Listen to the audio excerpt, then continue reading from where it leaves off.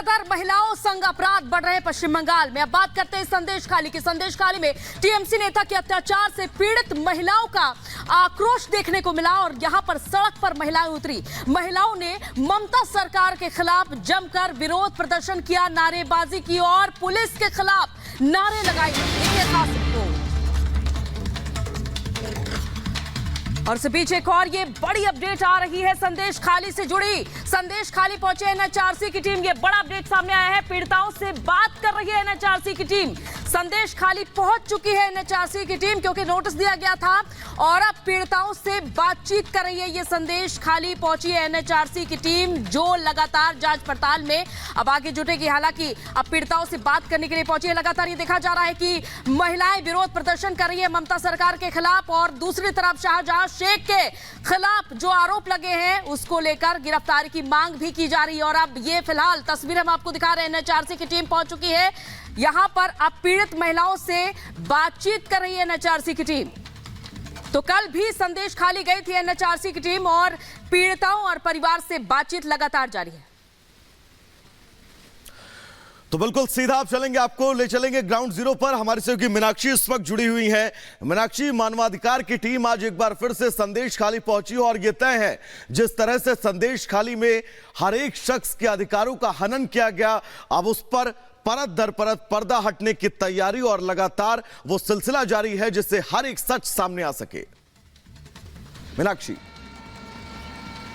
बिल्कुल हर एक सच सामने आ सके। एनएचआरसी की टीम शुक्रवार को ही पहुंच गई थी। 6 सदस्यीय टीम थी और जिसे लीड कर रही थी विजया भारती सयानी। हालांकि जिला खाली गई हुई अपनी टीम के 3 सदस्यों के साथ।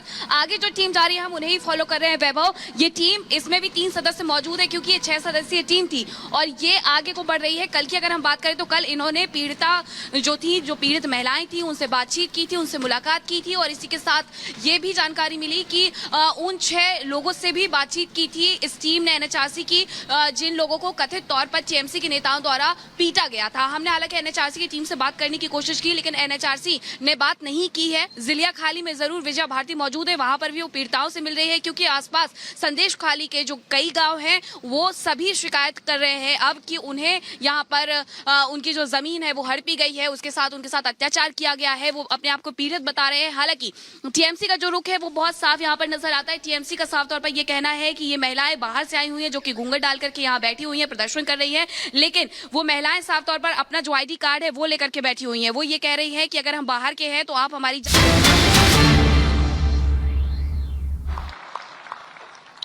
साथियों, सहकारिता भारत के लिए बहुत प्राचीन व्यवस्था है। हमारे शास्त्रों में भी कहा गया है, अल्पानाम अपि वस्तुनाम, अल्पानाम अपि वस्तुनाम संहति ही कार्य साधिका। अर्थात छोटी छोटी वस्तुएं, थोड़े थोड़े संसाधन भी सब साथ जोड़ दिए जाते हैं तो उनसे बड़े कार्य सिद्ध हो जाते हैं। प्राचीन ग्राम अर्थव्यवस्था में सहकार की यही स्वतंत्र स्वतः स्फूर्त व्यवस्था काम करती रही है। सहकार ही हमारे आत्मनिर्भर समाज का आधार हुआ करती थी। सहकारिता केवल व्यवस्था नहीं है, सहकारिता एक भावना है, सहकारिता एक स्पिरिट है। सहकारिता के ये स्पिरिट कई बार व्यवस्थाओं और संसाधनों की सीमाओं से परे आश्चर्यजनक परिणाम देते हैं। सहकार जीवन यापन से जुड़ी एक सामान्य व्यवस्था को बड़ी औद्योगिक क्षमता में बदल सकता है। ये देश की अर्थव्यवस्था के, खासकर ग्रामीण और कृषि से जुड़ी अर्थव्यवस्था के कायाकल्प का एक प्रामाणिक तरीका है। एक अलग मंत्रालय के जरिए हम देश के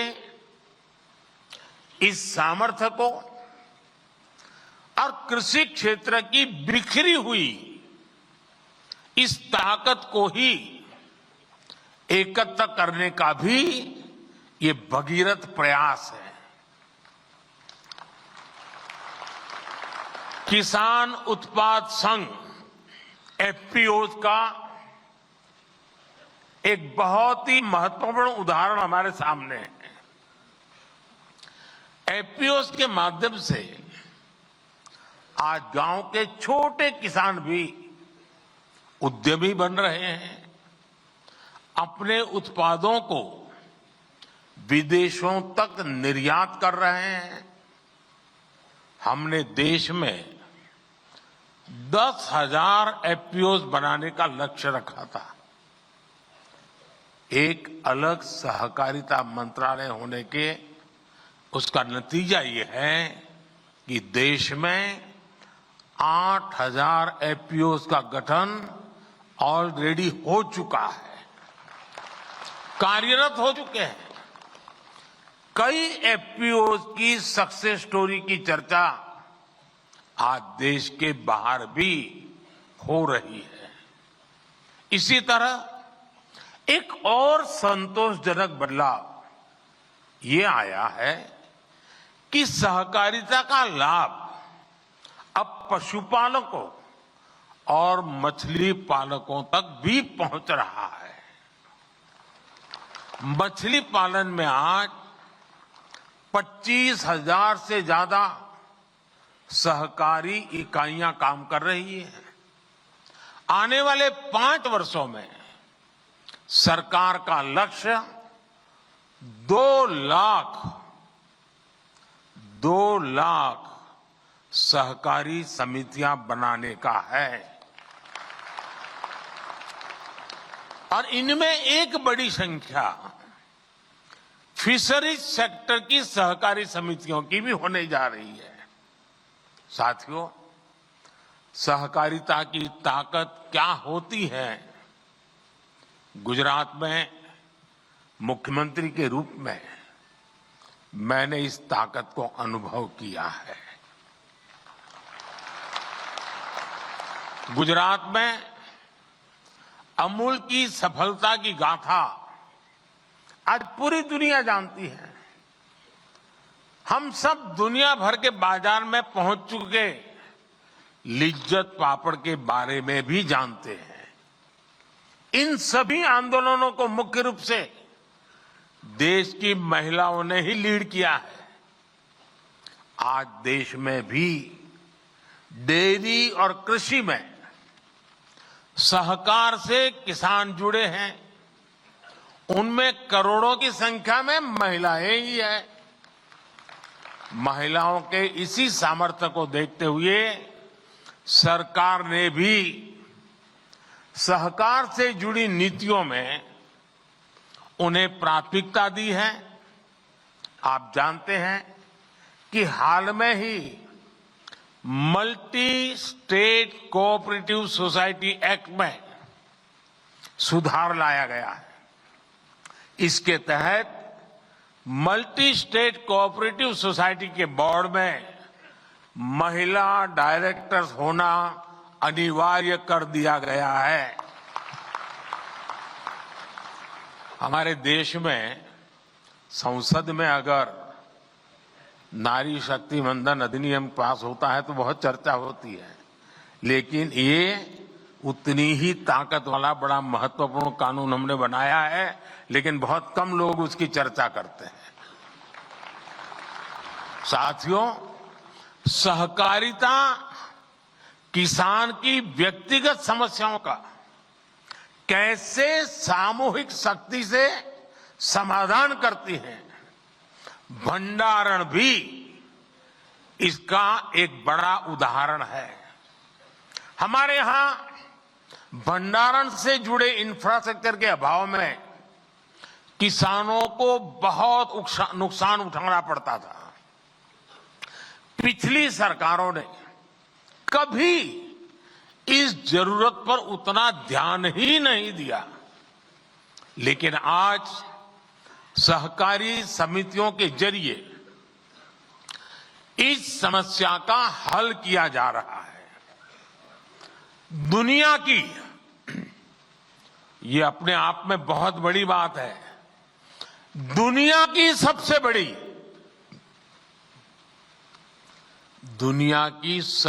बड़ी भंडारण योजना के तहत अगले 5 वर्ष में 700 लाख मैट्रिक टन भंडारण की क्षमता तैयार की जाएगी।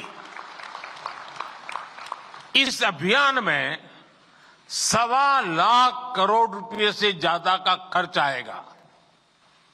इस योजना के पूरा होने पर हमारे किसान अपने उत्पादों को अपनी जरूरत के मुताबिक भंडारण में रख करके स्टोर कर पाएंगे। उन्हें बैंकों से ऋण लेने में भी आसानी होगी और वो सही समय पर, जब उनको ठीक लगे कि हां अब माल बेचने के लिए बाजार ठीक है, सही समय पर अपने उत्पाद को बाजार में ले जाकर बेच भी पाएंगे। साथियों, विकसित भारत के लिए भारत की कृषि व्यवस्थाओं का आधुनिकीकरण भी उतना ही जरूरी है। हम कृषि क्षेत्र में नई व्यवस्थाएं बनाने के साथ ही पैक्स जैसी सहकारी संस्थाओं को नई भूमिकाओं के लिए तैयार कर रहे हैं। ये समितियां अब प्रधानमंत्री जन औषधि केंद्र का भी काम कर रही है। इनके द्वारा हजारों प्रधानमंत्री किसान समृद्धि केंद्र भी संचालित हो रहे हैं।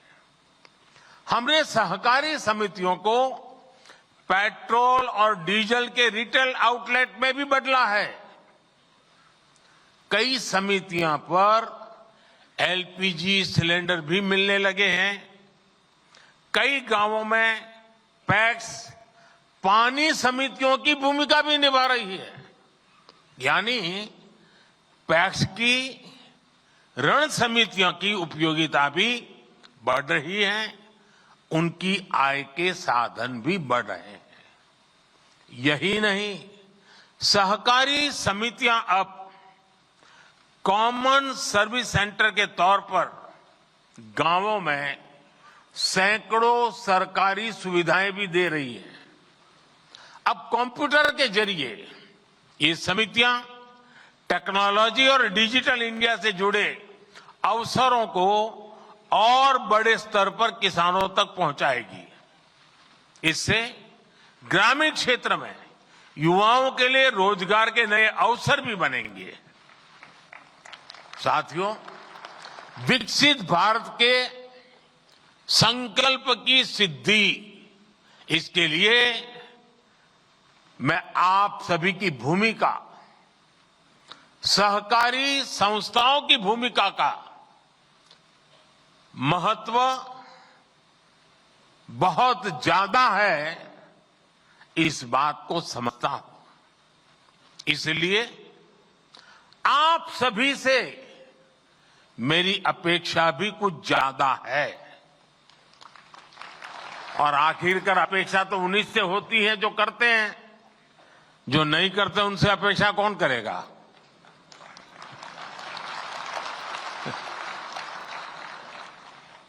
आत्मनिर्भर भारत के निर्माण में आप जितना ज्यादा और